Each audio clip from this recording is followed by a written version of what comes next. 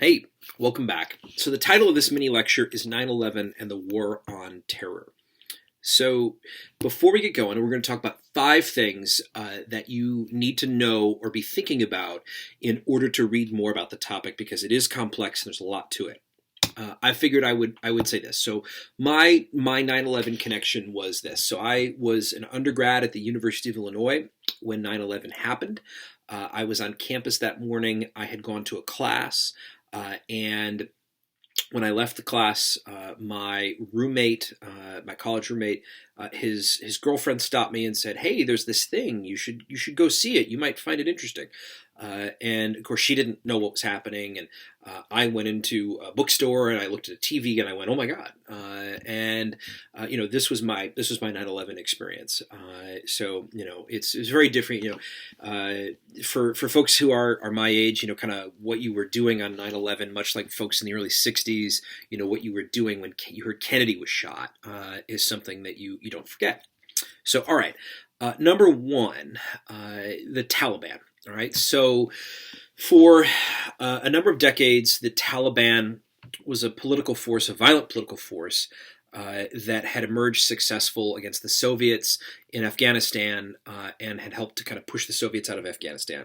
So when the United States is going to engage in its war beginning in October of 2001 in order to try to push the al-Qaeda network out of Afghanistan and to go after Osama bin Laden, they're going to have to go to war with the Taliban. And, the United States tries to make this very clear that they're not trying to take over Afghanistan and to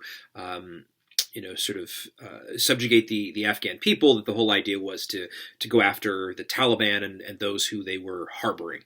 The second thing for us to note would be something called ISAF. Now, this is the International Security Force of America and its allies that is formed in the aftermath of the initial invasion of Afghanistan. Now, ISAF is currently still in Afghanistan, so there's once that conflict began, right, 2001, so you've had some who are initially supportive, eventually critical.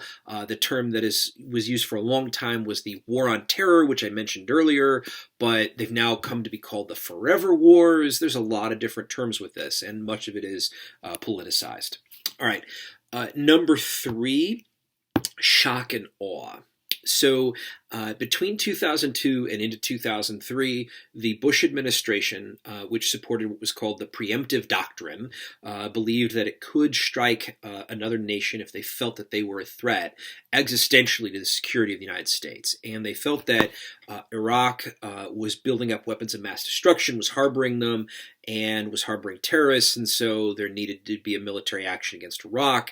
Now, what will happen is you have this very public strike, this very public airstrike with cruise missiles and other kinds of weapons against the Iraqi government and the military in March of 2003, and really kind of right after this, you see the invasion of Iraq by the United States military. The British, too, they're there, too.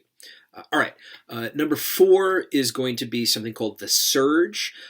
So a couple years after the invasion of Iraq, you saw President Bush proclaim mission accomplished, but what you saw was the rise of these militias, both internally and foreign fighters, come to Iraq with the idea being that they would be able to fight against both British forces, there's a small British contingent, and fight against the Americans. And by 2006, 2007, you saw a real recognition on the part of President Bush and his administration that decisive military action would need to be taken in order to really, kind of turn the tide against these fighters. And you see the rise of what's called the Surge, where the United States is going to deploy tens of thousands of more troops into Iraq, and they do. And generally, the Surge works at some level. I mean, a lot of that's debated amongst military tacticians, but generally, for the most part, this is the case. Although after the U.S. pullout from Iraq, you're going to see the rise of what's called the Islamic State.